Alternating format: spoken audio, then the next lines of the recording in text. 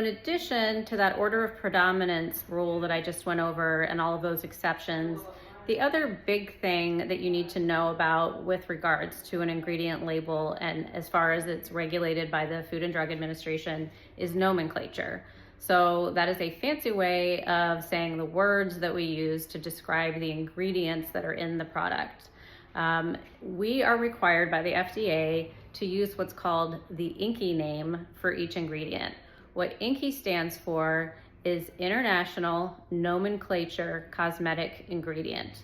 And so that is just a global database and a standardized system for referring to basically any ingredient that could possibly be in a hair care product. That includes something from like honey all the way to, a 5-part chemical name. It never will have the brand name, because lots of chemical manufacturers will have specific brand names for their version of various ingredients. You won't see that on a label, or you shouldn't see that on a label. That is not the INCI. That's more like a marketing tool that the chemical houses use to sell their ingredients. But what you will see is a mixture of what's called a common name. So for a natural ingredient, like something like calendula, you will see the word calendula flower. So that's kind of intended to let a normal person know what the ingredient is. And often that will be combined with the Latin name or the botanical name if it's a plant, which is Latin, because that is used to scientifically classify that particular plant or ingredient.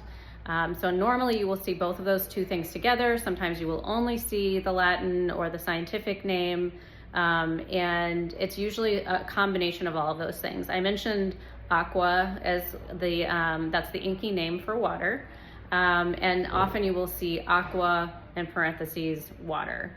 You don't have to add the common name afterwards. I think it's a courtesy that most manufacturers do, and it's a suggestion from the FDA. So when you do look at those ingredients, they're supposed to be standardized so that if you were to take that name, say you wanted to research a particular ingredient, you could plug that into the internet and you would get a list of all of the information about that ingredient, and not something that's kind of similar, or it might be like that, but it also has this one extra ingredient. Most ingredients are going to be separated by a comma. So each individual ingredient will have a comma between that and the next ingredient.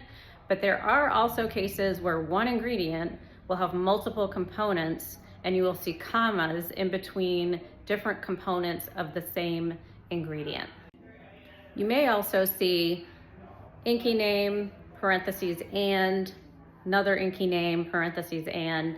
Usually if you see that, that means that's all one ingredient with multiple components. So again, it can be a little bit confusing if you're trying to figure out where the beginning and end of one INCI name is. But generally speaking, if you're finding the and inserted in there, that's definitely still connecting two different chemicals or compounds into one ingredient.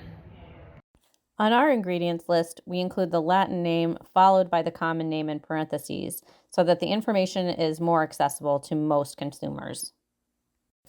Another boring but important feature that is required on all cosmetic labels is the location and name of the manufacturer. This is usually on the bottom or someplace on the label that's in small print, and it's not prominently featured.